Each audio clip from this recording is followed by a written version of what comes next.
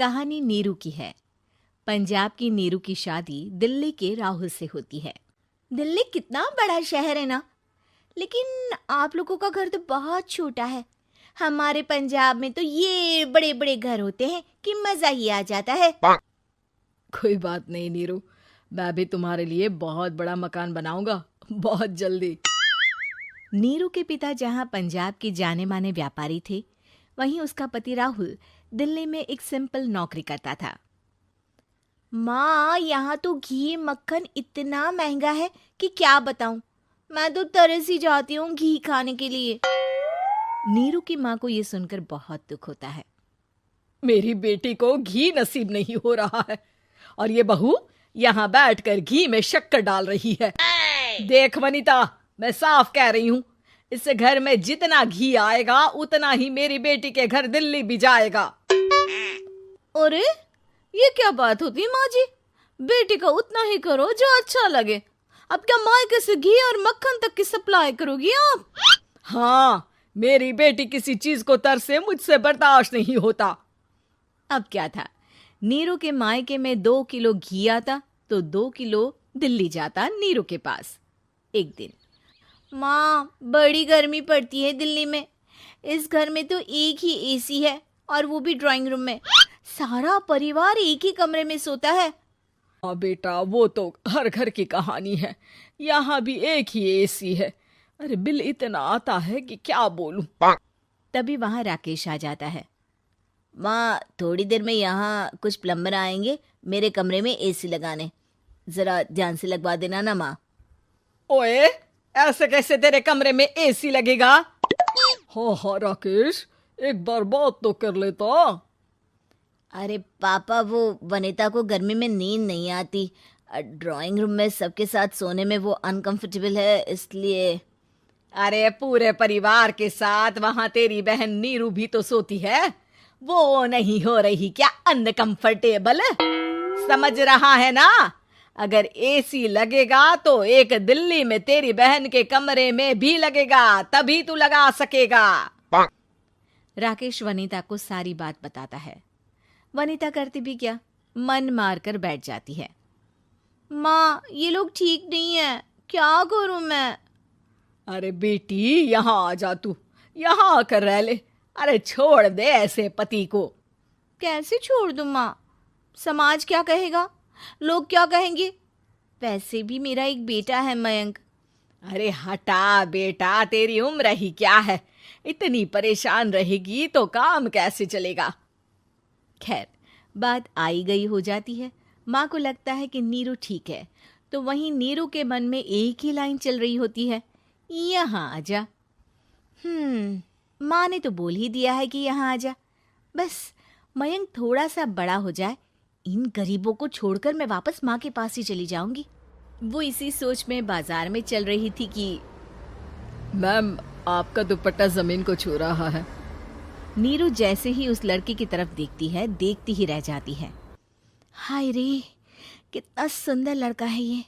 अब क्या हुआ? मैंने कहा आपका दुपट्टा। तो खुद ही उठाकर दे दो ना।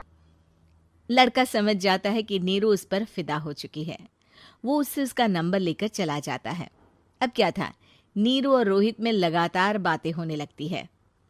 मैं हरियाणा का रहने वाला हूँ, यहाँ एक बड़ी कंपनी का मैनेजर हूँ। अच्छा, और कितने बच्चे हैं तुम्हारे? बच्चे?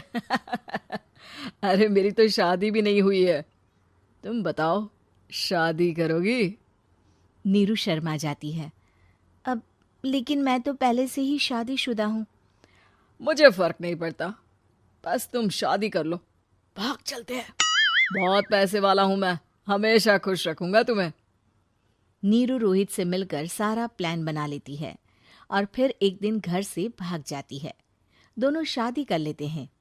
शादी के बाद, क्या बात है नीरू, तुम्हें परेशान सा देखता हूँ, सब ठीक तो है ना? हाँ हाँ, सब ठीक है।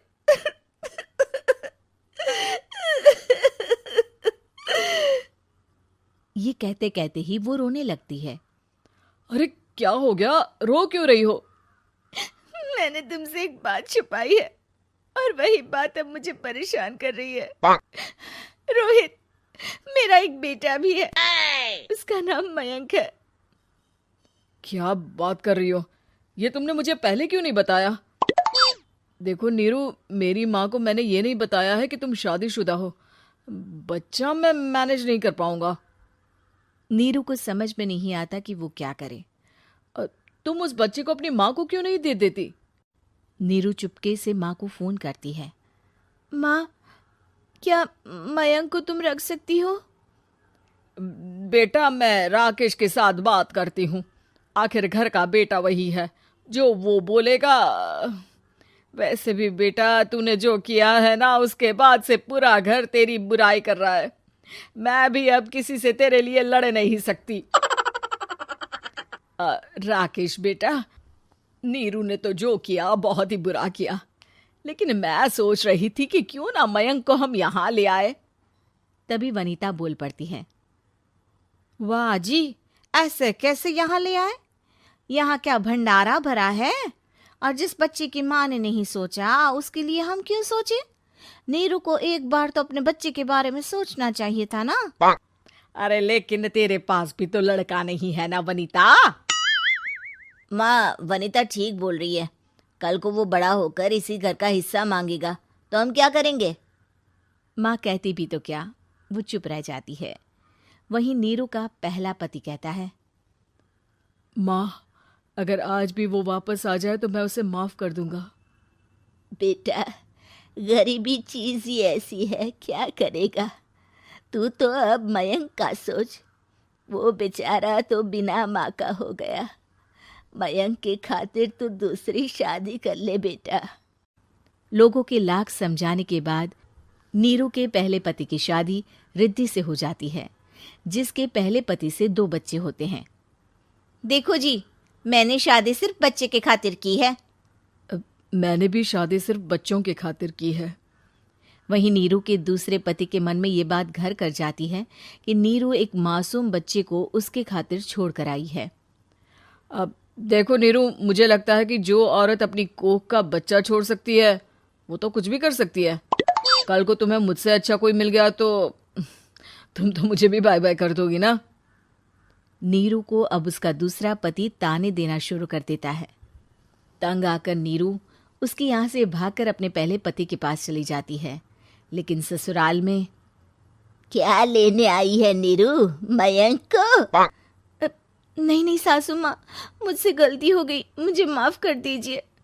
नीरू, अब वक्त खत्म हो गया है, मेरी शादी हो चुकी है। तो छोड़ दो ना उसे, हमारा बच्चा है। मैं आपको अपनी माँ नहीं मानता, मेरी नहीं मान तो बात अच्छी है। नीरू मयंक की बात सुनकर समझ जाती है कि उसके पास अब ना आसमान रहा ना ही जमीन।